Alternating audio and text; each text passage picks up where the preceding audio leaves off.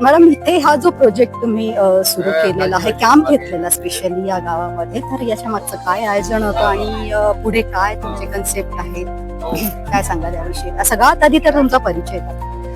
मी sustainable development फाउंडेशनचे project manager as a project manager म्हणून काम करते आहे आणि माझा संस्थेचा हाच एक उद्देश आहे. NCDs या आजारांवर बऱ्याच महिला आपल्या लक्ष देत नाही. त्यात येतात हायपरटेन्शन, सर्वायकल कॅन्सर या आजारांकडे महिला फार कमी आपल्या लक्ष देतात. तर त्यामधनं त्यांना लक्ष द्यायला सांगणे आणि त्यांच्यातनं त्यांना बाहेर काढणे. तुम्ही ग्रामीण भागच नेमकं का निवडता? कारण शहरातील महिला आपल्याकडे थोड्याफार याच्यात स्वतःकडे लक्ष देऊनच देतात, पण खेड्यातील महिलांना ते गायडन्स नाही मिळत की ते त्यांच्या तब्येतीकडे लक्ष देतील. त्यामुळे त्यांना त्यातनं काढणे आणि त्यांना समजून सांगणे की नाही, हा आजार आहे जो कॅन्सर सारखा आजार, तो किती मोठं रूप धारण करू शकतो, त्यापासून त्यांना मोटिवेट करणे आणि त्यांना चांगलं प्लॅटफॉर्म मिळून देणे. बरं, तुम्ही जेव्हा प्रोजेक्ट सुरू करायचा, तुम्हाला कॅम्प सुरू करायचा होता, तर तुम्ही आधी सर्वे केलाच असणार. तर त्या सर्वे दरम्यान तुम्हाला असं काय जाणवलं, कुठले आजार नेमके जास्त मोठ्या प्रमाणात आहेत महिलांना? आम्ही एक टीम ऑर्गनाईज केली होती आणि त्या टीम मध्ये पण मॅक्झिमम लेडीजच ठेवलेल्या. त्या लेडीजशी म्हणजे मोकळेपणाने बोलू शकेल आणि त्यांना काय त्यांच्या मनात आहे ते दुसऱ्यांशी नाही, पण एक लेडीज जवळ तरी आपलं काहीतरी शेअर करू शकेल म्हणून एक CMO 5 CMOची टीम आहे. त्या महिलांशी मॉर्निंगला भेटतात जाऊन आणि त्यांच्याशी कम्युनिकेट करतात की असं काही असेल तर तुम्ही नक्की आम्हाला सांगा.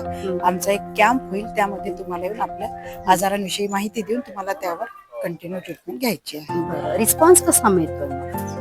मॅम, मी एक पहिला कॅम्प तर उदासा या गावामध्ये घेतलेला. तिथे पण मला 250 ते 300 बेनिफिशरीज आले, लेडीज महिला, जे की त्यांना पण भरपूर प्रॉब्लेम होते. त्या घरी शेअर नव्हत्या करू शकत, पण या आमच्या कॅम्पच्या थ्रू त्यांनी आपला भरपूर ज्या काही आजार होते किंवा काही ते त्यांनी शेअर करून आमच्याकडे ट्रीटमेंट घेतली. बरं, पुढे काय आयोजन आणि मेन म्हणजे तुमच्यासोबत ही जी टीम येते डॉक्टरची, ही कुठली आहे आणि यांचा काय प्रतिसाद मिळतो? मेनली म्हणजे तर सुरुवातीला तुम्हाला थोडं एक चांगली आपल्यासोबत टीम असायला पाहिजे.